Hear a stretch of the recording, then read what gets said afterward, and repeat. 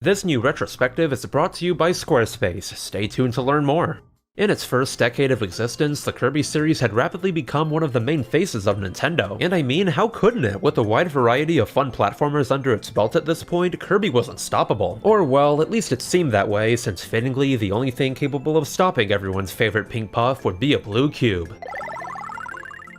Hello everyone, this is the RPG Monger, and today I want to talk about Kirby's Return to Dreamland.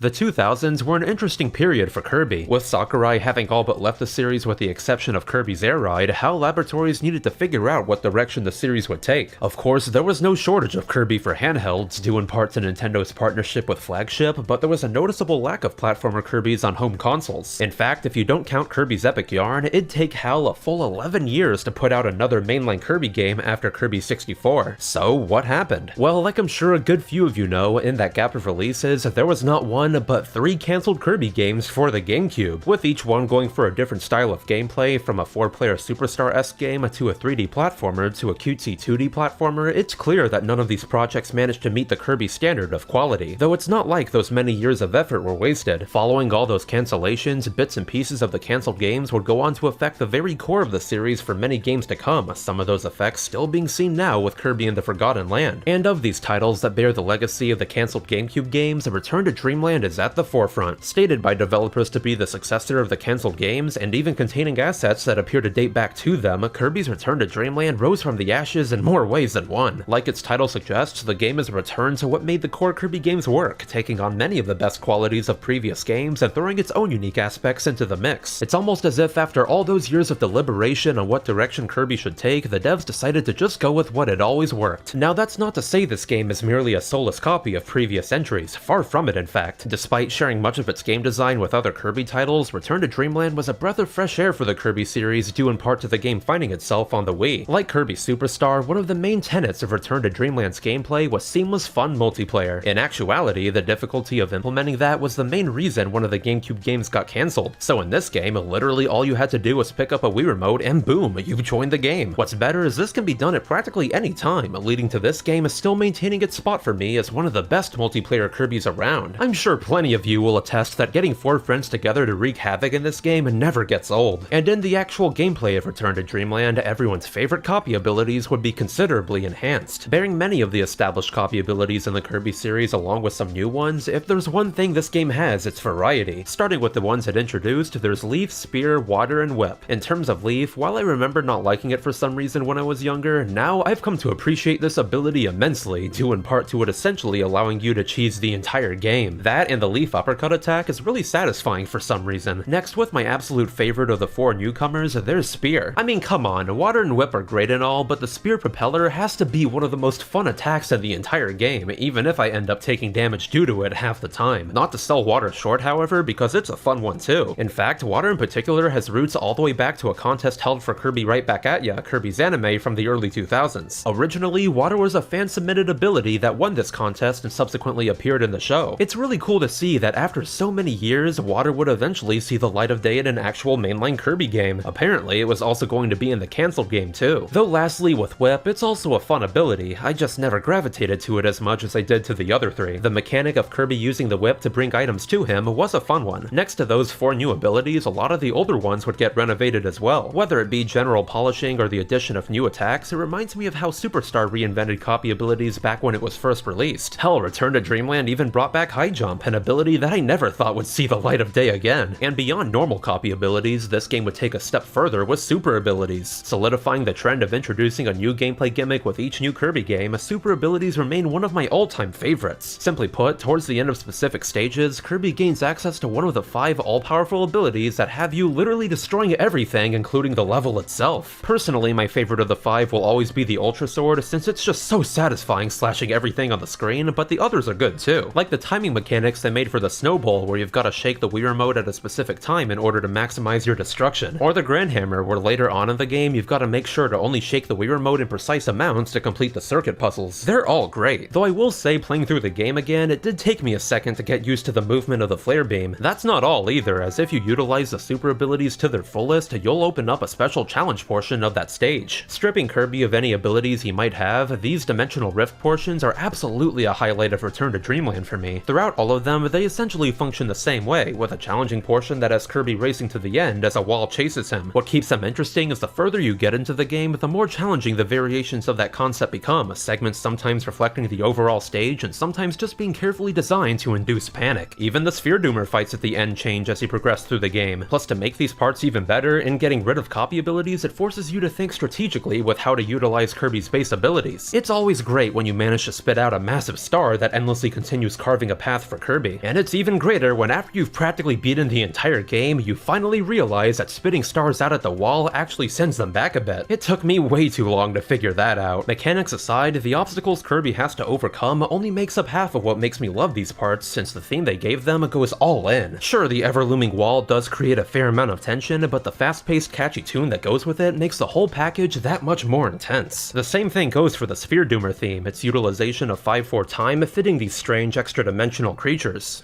Moving on to the rest of the core gameplay, the layout of both the levels and the overall world in this game brings back everything that worked in previous games. Take the hub worlds you access levels from. Functioning like the ones of Kirby's Adventure, the hubs are mini stages themselves, creating a nice little set piece in between levels. Then, like most of the mainline Kirby games, scattered throughout the land are little collectibles Kirby can get in each level. Only as opposed to previous iterations of the concept, these energy spheres are more on the optional side since they don't prevent you from accessing the final boss. And instead of something drastic like that, what does end up getting unlocked are neat little bonus features like copy ability rooms, challenge stages, and minigames. In my eyes, it's definitely a far superior system to that of its predecessors. Plus, hey, you're helping out good old trustworthy Maglore, so that's a bonus in of itself. And in the stages where you get the spheres, they're chock full of that classic Kirby gameplay you've come to expect. Along with using the copy abilities provided to collect them, Return to Dreamland would emphasize one more notable mechanic that appears in plenty of its stages: items. Not the ones Kirby gets to restore health, mind you, but items Kirby can carry or equip for a short amount of time. Like the introduction of super abilities, these items serve to vary the gameplay further from the usual copy ability-centric gameplay of Kirby. Of course, there's nothing wrong with having fun with copy abilities, but it's a nice change of pace for sure. There's a good few of them too, my personal favorites being the Stomper Boot and the Crackler, purely due to the unabated destruction both of them cause. Plus, with the introduction of these special items, it opens the door for even more puzzles, the limited time Kirby can hold them forcing you to think fast or suffer when the item breaks right before you manage to get that oh-so-alluring sphere.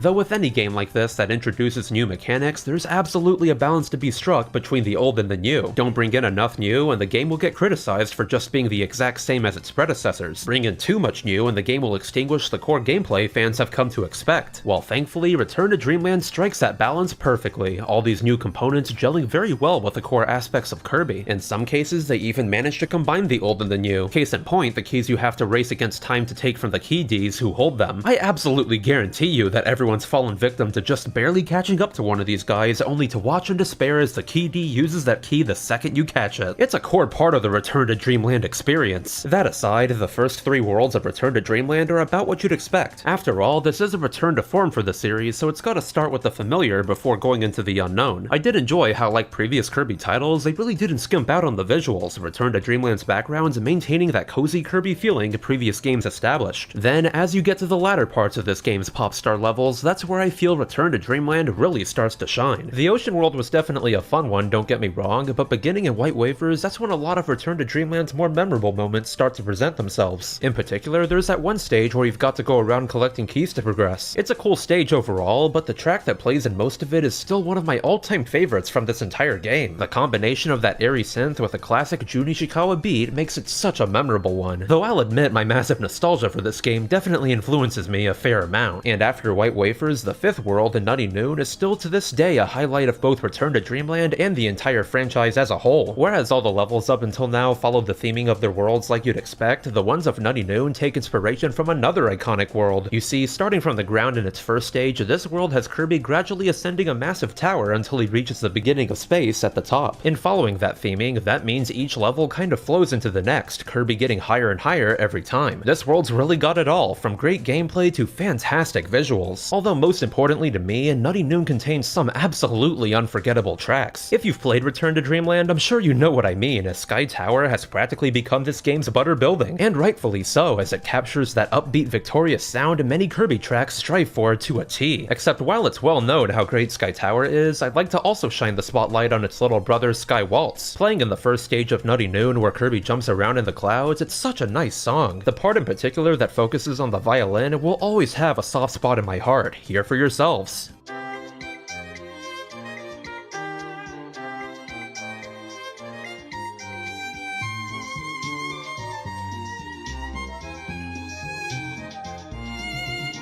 It really complements the whimsical setting of Kirby flying high above the sky. That's not it with Nutty Noon either, as I have to talk about its boss. I haven't really mentioned them much up until now, but it goes without saying that all the bosses in this game are great. From Wispy Woods becoming slightly more menacing to the unholy combination of Goku and Luffy, they're all good tests of your Kirby skills. Though seeing as in older Kirby games, a fifth world like this could very well end up being the last one of the game, Return to Dreamland treats it as so, even lining up a mini-boss rush before the finale. Then, with Kirby appearing to have gotten the final piece of Maglor's ship, Return to Dreamland throws a grand doomer at you, complete with its own unique theme. Behaving similarly to its smaller sphere doomer counterparts, this fight is a great combination of attack patterns you already know with some you don't. However, where it really shines is after depleting its health entirely, the extra phase that incorporates super abilities is absolutely the best. It's one thing to have a gimmick like this work well in the stages, but to have it smoothly integrated into fights as well makes it all the better. So following that fantastic battle, Maglor's completed ship takes Kirby and friends to a land in another dimension called Halkandra, and on the way to their destination, an interesting transmission suddenly appeared.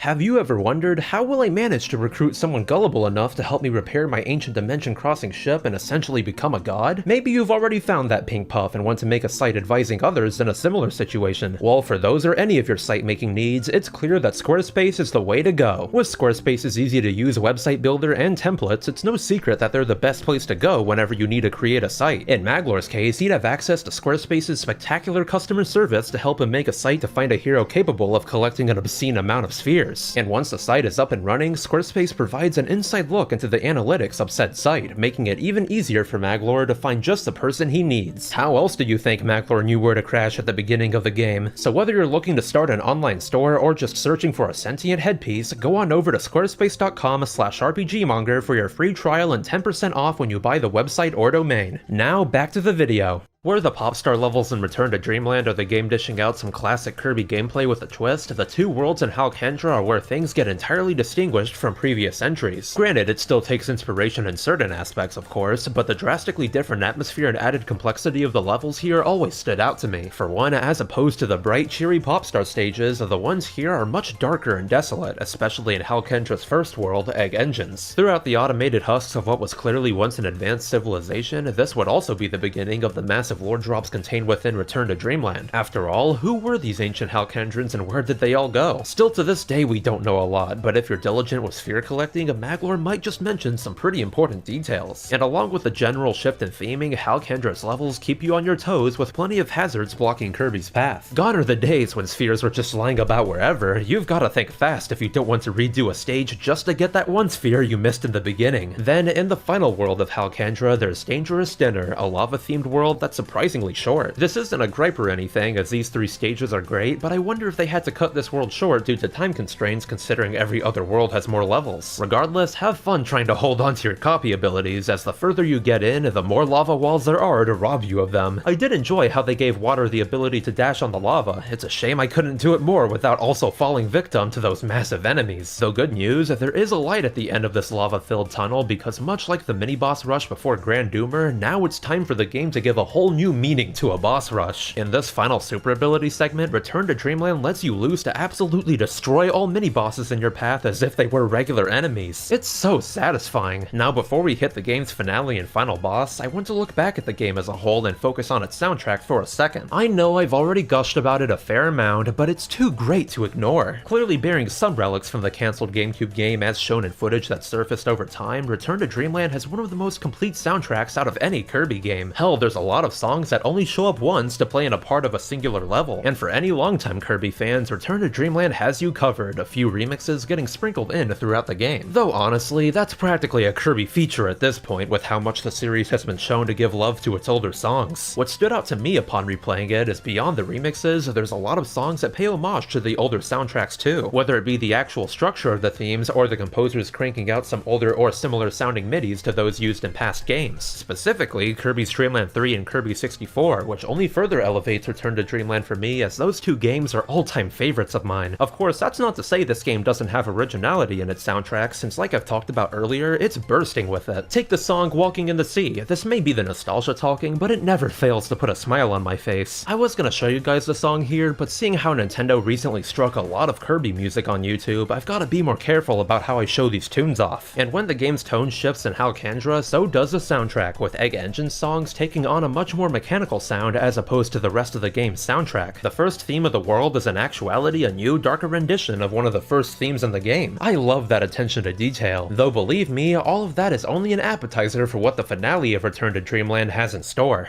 Ending Dangerous Dinner off with a fearsome dragon Landia who for some reason has it out for Maglor, the spontaneous merging and splitting of Landia makes this fight all the more interesting. I always loved how uniquely somber they made the theme to this battle, as it's a nice allusion to the fact that just maybe Kirby isn't on the side of good here, and in a shocking turn of events that made thousands cry out in despair over the loss of their perfect egg son, Maglor betrays Kirby. But don't fret, the trade-off for that betrayal is what is still one of the best ending segments in the series as Kirby rides Landia into another dimension. I swear, one of the best Kirby traditions throughout the series has to be the change of gameplay in the finale, whether it be right before the final boss or even during it. Dating all the way back to the beginning of Kirby, it's still so cool seeing the ways devs manage to slip in gameplay from an entirely different genre just because they can. Here, similar to the equivalent of this in Kirby Superstar, Return to Dreamland transforms into a 2D side-scrolling shoot-em-up, Kirby and friends riding on Landias in order to chase after an empowered Maglor. Everything about this part is honestly perfect, albeit with a twinge of sadness as you're forced to fight against a ship you spent most of the game rebuilding. So long, Scope Shot, my beloved. That's not all either, because now it's time to fight Maglor head-on. As far as Kirby final bosses go, Maglor brings in about everything you'd want and then some. With all the power granted to him by the Master Crown, this fight gets a wide variety of attacks for Kirby to avoid, the ones that come from the background always catching me off guard. You really get the feeling that Maglor is throwing his all into pummeling you, with this only further getting emphasized by the super ability portion of the battle. It's still so intense when you've got to shake the Wii Remote to deal the final blow. Or well, final blow when it comes to the first phase. In the second phase of the fight, whereas before Maglor was wearing the crown, now the crown is wearing him, its true identity being pretty heavily hinted at. Real quick tangent here, back in the day when this game had just come out, me being the 11-year-old that I was would get into arguments on forums about whether or not the Master Crown was linked to dark matter. And can I just say that, I was right all along. Take that, randoms from 2011. Anyways, back on topic now that I've got that pettiness out of my system, this second phase sees Maglor receiving a considerable power-up across the board, but more interesting than his beefed-up normal attacks are the all-new super ability attacks at his disposal. There's nothing more menacing than the final boss of a game utilizing the same level-destroying moves you've taken advantage of all game, though luckily his larger size does come with the downside of presenting an even bigger target for Kirby. It's a really well-rounded fight, the two themes that accompany it being no exception, without a doubt ranking above the rest as the two best songs in the game, Under My Control and Crowned, each provide a different angle for this intense battle. With the first, it's a wild chaotic song that perfectly represents Maglor going mad with power, and this may be me reading a bit too much into it, but I also feel it represents Maglor struggling to control said power, the part of the song where the melody is slightly offbeat coming to mind. Then in the latter with Crowned, this spectacular song only adds to the sinister nature of Maglor's second form. On the surface level, you can easily say it represents the world-ending threat Kirby is facing, all the while still signifying that victory is attainable through the use of the green greens motif towards the end of the song. Not to mention, there's also a noticeable melancholy to be found in this theme, almost as if Kirby is lamenting about what's become of what just a little while ago he thought was his friend. One interesting tidbit I learned while making this video is on top of all that, Crown makes use of a compositional technique called call and response. To explain it briefly, call and response is when one phrase of music in a song responds to a phrase preceding it with either a spin on the first phrase or just the first phrase played again with a different instrument. So you know what I'm talking about, here's an example of it being done in Crowned.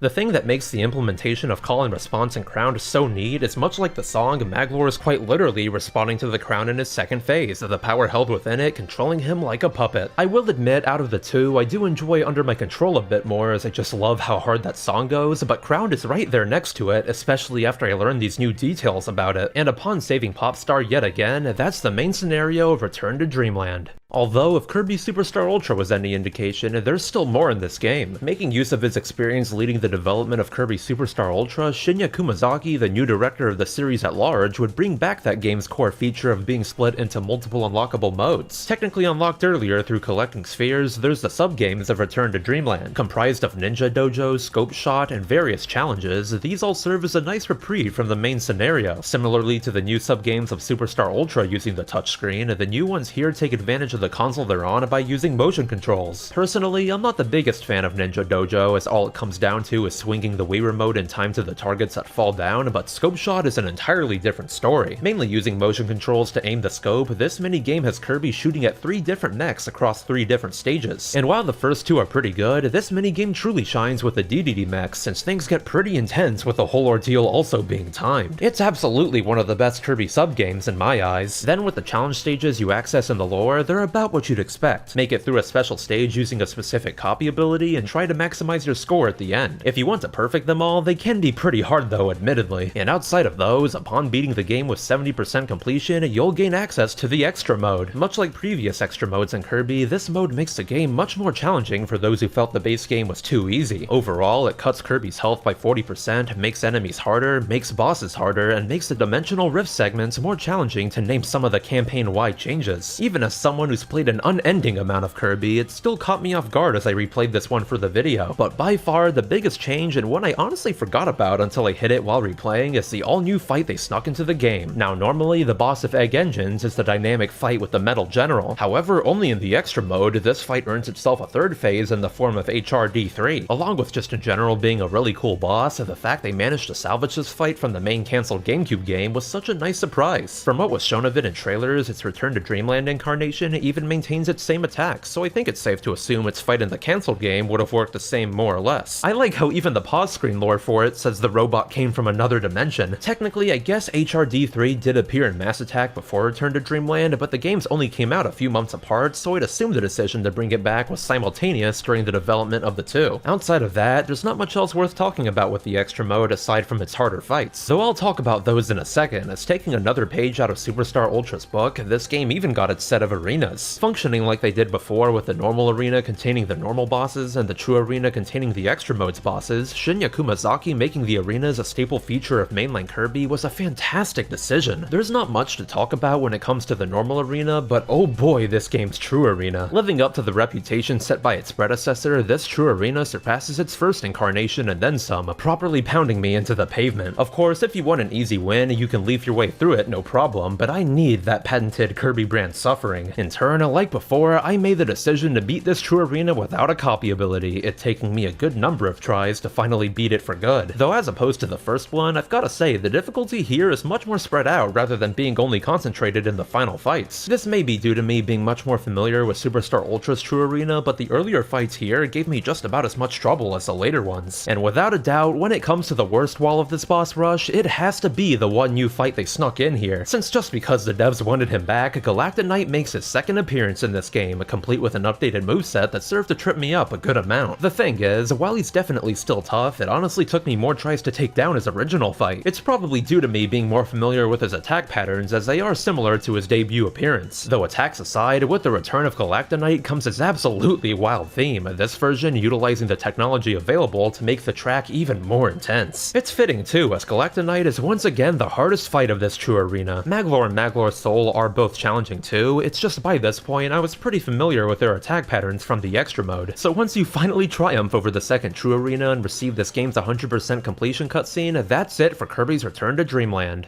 For a wide variety of reasons, Return to Dreamland is quite possibly one of the most important Kirby games for the franchise. With its many years of troubled development, expectations were sky high for this home console revival. Not only did it have to be good for those reasons, but it also bore the burden of setting the stage for what the Kirby series would be going forward. Thankfully, with Shinya Kumazaki getting his directing bearings in Superstar Ultra, it's more than apparent that his vision saw this game be a grander return than any were expecting. Plus, now that he wasn't held back by merely working on a remake, Return to Dreamland would also be the the first real Kirby title to establish significant amounts of easily missable lore. Bits and pieces of this were found in Superstar Ultra, though even beyond pause screen lore, it's pretty wild how much is tied together and foreshadowed in this game. This video would probably be twice as long to accommodate me talking about it if I hadn't already made a video covering all the lore. This game really has it all, and above everything else, Kirby's Return to Dreamland would give everyone's favorite pink puff the brightest of futures.